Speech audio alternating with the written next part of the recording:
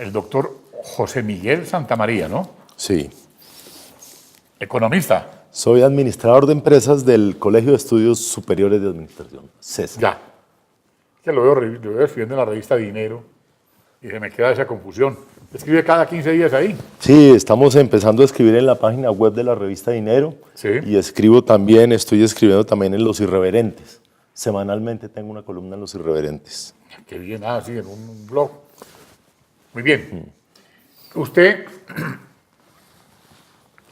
después de escuchar al hijo de Jorge Cárdenas Gutiérrez, a Mindragacol, hablar sobre la economía del país, diciendo que esto está todos los días mejor. ¿Qué es lo bueno que le ve el señor Mauricio Cárdenas a esto?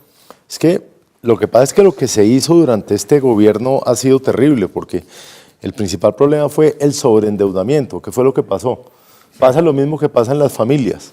Había más ingresos porque había petróleo, y como había más ingresos, se gastó más, y gastaron muchísimo más. Se cayó el petróleo y ahora pues no tienen con qué, ¿no? Entonces el endeudamiento está muy grande y se han inventado una cantidad de metodologías para tapar ese endeudamiento. En mi último artículo yo hablé sobre el tema de las vigencias futuras, porque la vigencia futura es un compromiso que hace un gobierno y dice, oiga, yo me comprometo dentro de 5 años a hacer esto y a gastar esto. Pues tienen compromisos por 90 billones de pesos. Entonces, el gobierno Uribe entregó con 10 billones de vigencias futuras y este gobierno ha hecho más de 80 billones adicionales de vigencias futuras, más el endeudamiento de los TES. ¿Por qué? ¿Por qué había un endeudamiento tan grande? Porque Colombia le mejoraron la calificación por el tema de la seguridad y inversionistas extranjeros y fondos de inversión han venido a Colombia a invertir en títulos en pesos. Hoy en día... Pero aquí sí hay seguridad jurídica. Para la inversión extranjera. En eso sí están invirtiendo, pero es que acuérdense que esos son capitales golondrina, ¿no? ¿Y eso cómo funciona? Hay unos índices a nivel mundial que dicen, oiga, toca invertir, haga de cuenta, tal porcentaje en Colombia, tal porcentaje en Brasil, tal porcentaje en eso. Y esos fondos que invierten esa plata tienen que acogerse a esa receta. Sí. Y salen y tienen que venir a comprar. Entonces, para comprar Colombia pueden comprar de dos maneras. Pueden comprar títulos en dólares de los que emite el gobierno por fuera o de los que emite acá en pesos. El tema es que la tasa en pesos es mucho más alta que la tasa en dólares.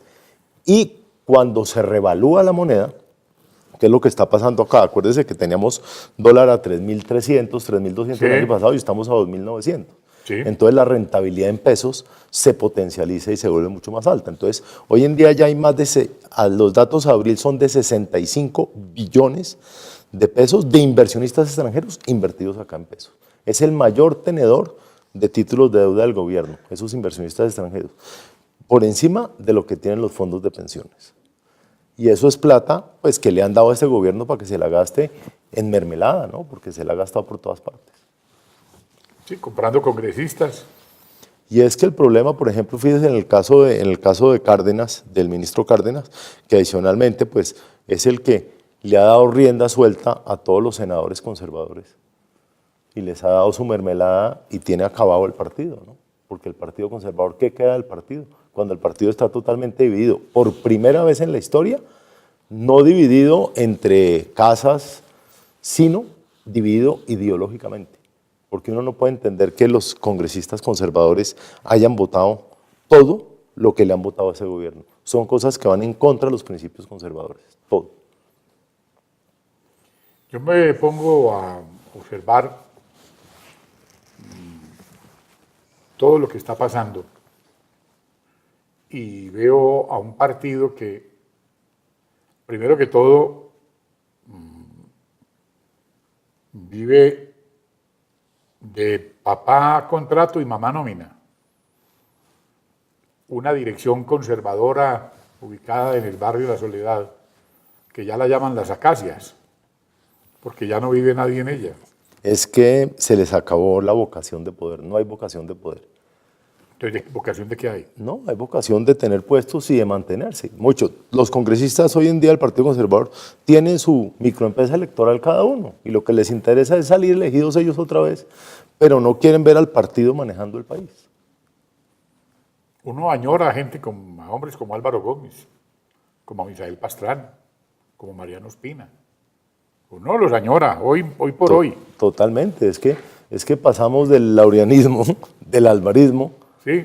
Hablamos del oro puro a la escoria. a lo que tenemos ahorita, sí. Porque esto no tiene ninguna explicación. Unos ciudadanos que se van para la casa de Nariño, para empezar hay uno que dice que no le alcanza ni para la gasolina, eso decía un señor de apellido Corso de Santander, y que terminó siendo secuestrado por el ELN y ahora está feliz con un himen complaciente para la paz. Pero con un agravante adicional, que es que cuando usted se pone a ver las votaciones del Fast Track, por ejemplo, la votación de las reformas han pasado por 52 votos en el Congreso. Así o sea, es. por un votico, dos voticos, ¿de quién? De los conservadores. De los conservadores. Los conservadores, mucho. El presidente Santos debería darle mucho más a los conservadores porque es el que les ha aprobado todo. Es el que ha hecho que pasen todas. Es más, a esta magistrada también, porque esta magistrada tuvo 18 votos contra 14. ¿No es cierto? La ahorita, sí. De los cuales tres senadores conservadores que no votaron por Mota, sino votaron por Fajardo, fueron las que voltearon la cosa. O sea, también elegimos la que llaman... Fajardo, perdón. Sí. Es que, Fajardo. Entonces sí es increíble que el Partido Conservador haya terminado en eso, tristemente. Y por otro lado, pues el Centro Democrático manejando las ideas conservadoras, ¿no? Porque el conservador de base, al oír al Centro Democrático, al oír a Uribe, dicen, oiga, ese piensa como yo, los otros no piensan como yo. Cierto.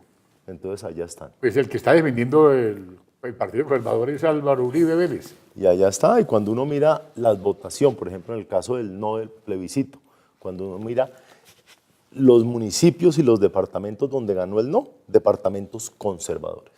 Cuando todos los congresistas iban por el sí y las bases conservadores votaron por el no.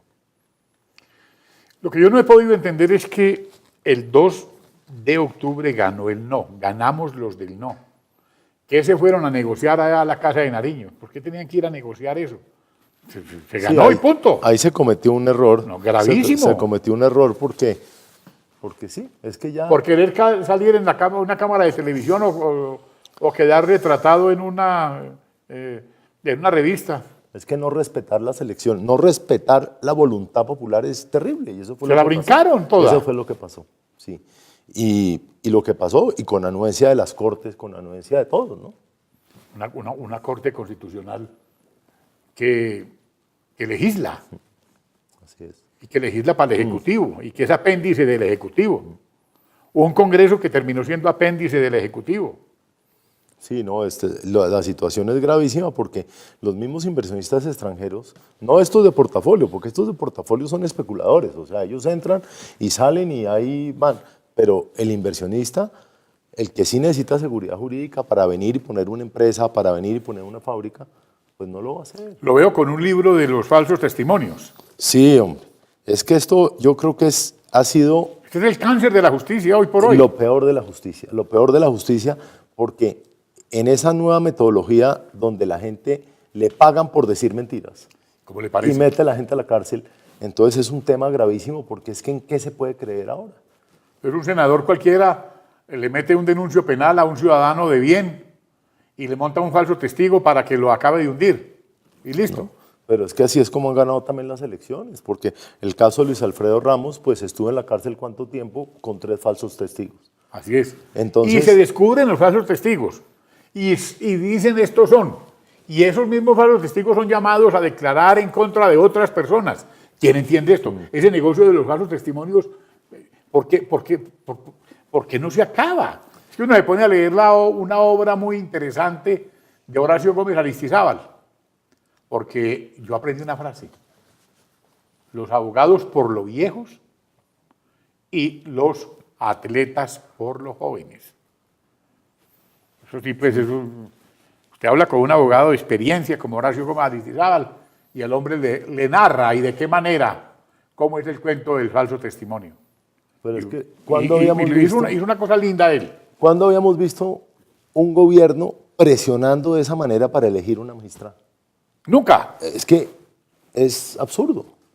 Es absurdo que esté pasando eso, porque es que tiene totalmente cooptado las cortes, tienen cooptado la fiscalía, tienen cooptado absolutamente todo el gobierno.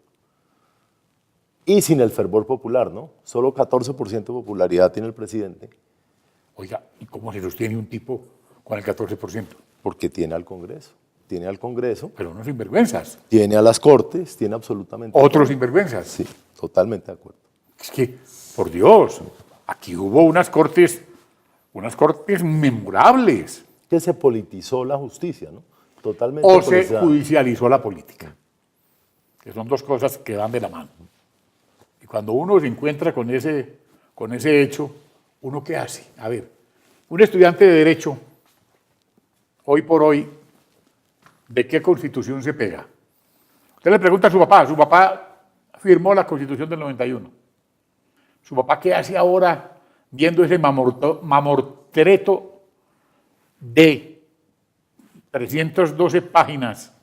Pero además el que hizo la Constitución del 91, que en su momento fue Humberto de la Calle, Sí. que era el ministro de la política. Y era el en que eso, y era fue el que la El enterró. Consueta. Fue el que la enterró, ¿no? Claro. Fue el que la creó. El y fue doctor, que la enterró. doctor Sí. Mamerto de Lacayo Lambona, con nombre propio.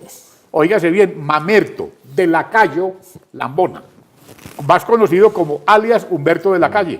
Hoy en día tenemos la constitución Lombana. más grande del mundo, ¿no? 310 páginas adicionales. Qué tristeza. Sí, es terrible. Uno ver que al Congreso entran como perro por su casa un señor Santrich, un señor París, y allá se sientan como unos próceres de nuestra independencia, pasándose por encima de todo el mundo, porque ya tenemos un pobre muchachito de presidente del Congreso que da dolor y da vergüenza ajena. Es que esto está terrible. Sí, el país está descuadernado y es imperativo ganar las elecciones, que haya un cambio de régimen, porque ¿Y cómo vamos a cambiar esto? Porque yo creo que esta vaina no la van a montar es para otros 60 años más. A los nietos de nosotros, los bisnietos, les va a tocar una cosa muy distinta. Es que si no se Con ganan una reforma agraria como la que están haciendo. si no hay un cambio de régimen en el 2018 y no se ganan las elecciones, Vamos, se las van a robar. si no se ganan las elecciones, yo no sé para dónde vamos. Yo le escuchaba a Horacio Gómez Aristizábal, una cosa bastante inteligente ahora. Y me decía, hombre, William, vea, la primera vuelta ahora, en Val 18, la va a ganar la oposición. Y la segunda vuelta la gana Santos con la izquierda. O se la roban las elecciones y punto. Y ahí llegamos. Ya el tema es que no tienen candidatos, realmente están muy flojos de candidatos. La izquierda no se une, pues ¿cierto? nunca. Y yo sí creo que hay una posibilidad muy grande si se unen y esa coalición del no, donde están los cristianos, los evangélicos, las bases conservadoras, el uribismo, pueden llegar a tener un triunfo contundente.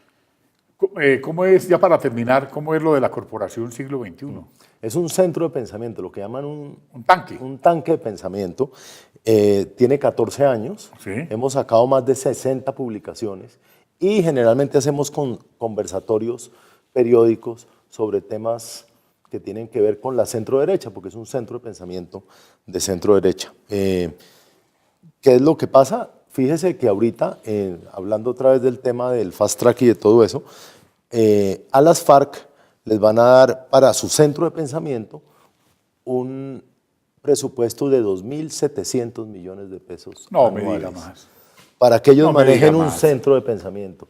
Cuando los centros de pensamiento que tenemos acá, pues es muy difícil conseguir plata, porque son fundaciones y hoy en día conseguir donaciones, cuando ya el tema de la exención para las donaciones es tan complejo. Y adicionalmente, porque esto es una fundación donde no se ve, porque lo que hay es ideas, ¿no? Entonces es muy difícil, es bien complicado mantener estas entidades a flote. Y a los partidos políticos se supone que el 10% de los ingresos se los tienen que manejar para los centros de pensamiento, pero los partidos políticos hacen la maroma ahí y no están utilizando la Qué plata para tristeza. eso. Mi doctor, qué bueno escucharlo a usted, saber que hay que hay todavía esperanza de algo en este país y que existen hombres que tienen idea de hablar, como en las famosas jornadas del 10 de mayo, cuando en una tertulia pasada aquí con su papá hablábamos de los grandes momentos que se vivieron cuando el doctor Miguel Santamaría y el doctor Antonio Álvarez Restrepo y un grupo de jóvenes entusiastas salieron por todo el país a rescatar nuestra democracia. Sí, acá tenemos que dejar de ser indiferentes. Y si no nos salimos pues a la calle o a ganar estas elecciones, esto se nos va a poner muy duro. Así es. Muchas gracias por la invitación. Muy querido y muy amable señor.